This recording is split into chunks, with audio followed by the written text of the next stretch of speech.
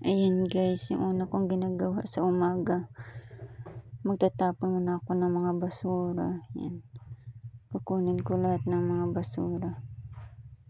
Ayan. Kasi mga 8:30 or 9 nandyan na yan sa labas. Kaya kailangan mga 6 or 7 nilabas ko na guys. Ayan. Dito ko lang siya nilalagay sa gilid guys. Ayan dyan. Kasi daan na yan o dyan dadaan yung truck. Dyan ko lang siya iniiwan.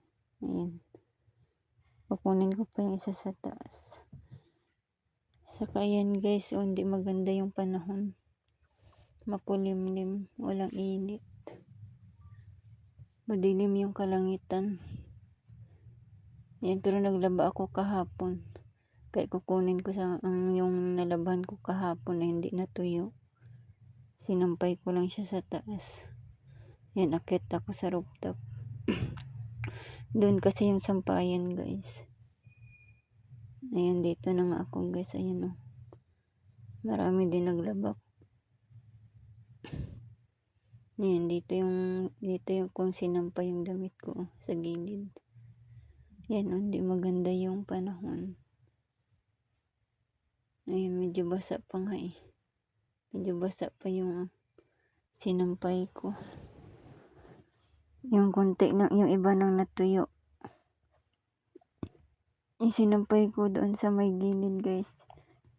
Hindi siya na tuyo kasi nga siguro kagabi humangin na umulan. Kaya ayun nabasa. Ay nakalimutan ko dalhin yung lagayan ng ipit. Ipit ko na lang muna dito sa damit ko. Ayun na yung mga sampay ko. Ayun. Tuyo siya guys na medyo malamig pero okay na yun. Pero hindi ito banda sa gilid na ano siya nabasa. Kasi nga umambon siguro tapos malakas yung hangin ayun nabasa. Kaya babalik ko lang siya ng sampay. Bukas ko na siya ulit kukunin. Ayan yung ito sa kabila din. Ayan. Dito ko na lang siya sasampay sa kabila. Ayan. Para hindi maambunan. So ito yung iba kinukuha ko rin. Ayan. Kasi dito banda tuyo-tuyo na. Hindi siguro naabot ng ulan yung ambon. Kasi pag umaambon wala ditong cover guys yung gilid. Kaya pag malakas yung hangin talagang pumapasok yung ulan. So ayan na nga guys, bababa na ako.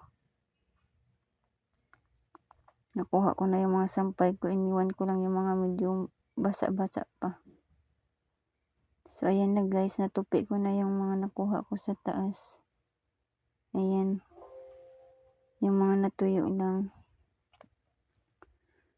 So ayan guys, yan magluluto ako dito ng giniling na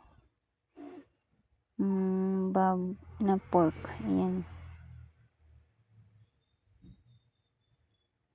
Piprituhin ko lang siya guys. Lalagyan ko siya ng itlog. Saka mga seasoning. Ayan, dinidrain ko muna siya. So ayan na guys. Magdidikdik na tayo ng bawang. Saka maghiwa ng sibuyas. Para pang sahog ko dito sa aking giniling.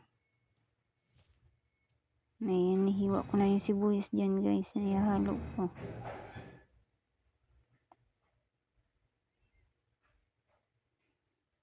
Nalagyan din natin ng asin, paminta. Ayan. Saka isang itlog. Lalagyan ko siya. Saka harina. So ayan na guys. Nilagay ko na yung bawang. Na nagayat ko na.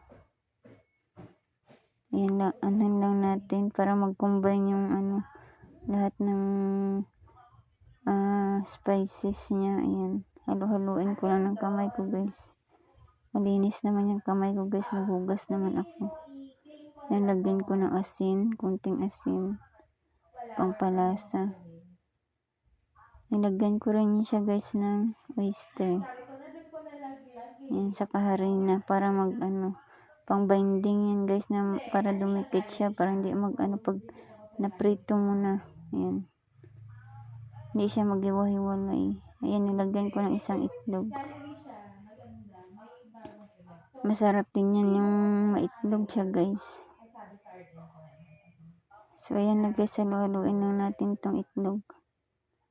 Ayan, pag nag-combine, para ma-combine siya lahat. At lagyan din ng lahat-lahat. So, ayan na guys, nagprito na ako. Ayan, ginawa ko siyang bula-bula. Kasi ihalo ko siya sa sutanghon. Magsabaw ako, guys. Ayan na guys, luto na yan guys. Ihahaon ko na siya, guys. Haunin na natin sa kawali. So, ayan na guys, manaluto na ako. Ayan. Ayan, papatayin ko na rin dyan yung apoy. Ayan, kasi maggigisa na ako ng sibuyas. Ayan, kunin ko na lahat. Luto na siya, guys. Ayan. Para pag hinalo ko siya mamaya sa sabaw, hindi siya mag-hiwa-hiwalay. Kaya pinrito ko lang siya. So, ayan na guys, naprito na natin lahat. Ayan. Maglalagay lang tayo dito ng isang ayan. Ginamit ko yung pressure cooker ko, guys. Yan. Maglalagay lang tayo ng sibuyas, guys. Sibuyas na ginamit ko, okay na yan. Para pang pabango lang siya sa sabaw. Tapos ilagay na natin tong tubig para pag nakulo na siya, guys. Yan.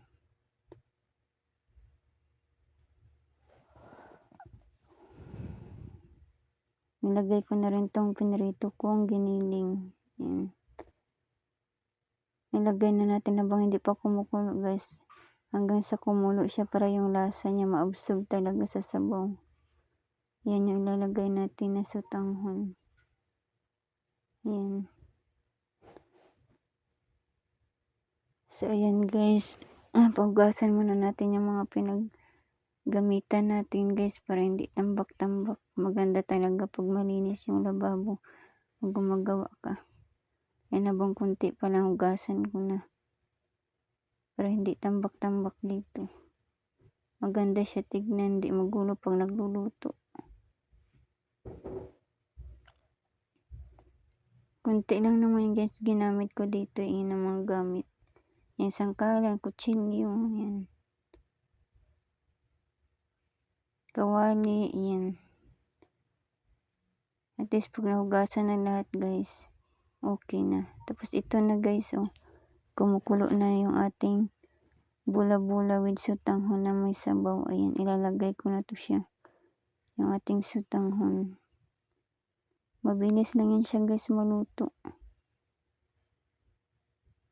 Hindi na ko na siya ibababad. Yung iba binababad pa sa tubig, pero hindi na. Mabilis na lang yan siya maluto pag binabad mo sa kumukulong tubig. Yan, paglagay. Mabilis lang siyang maghiwa-hiwalay. Yan. Basta kumukulo lang yung tubig, guys.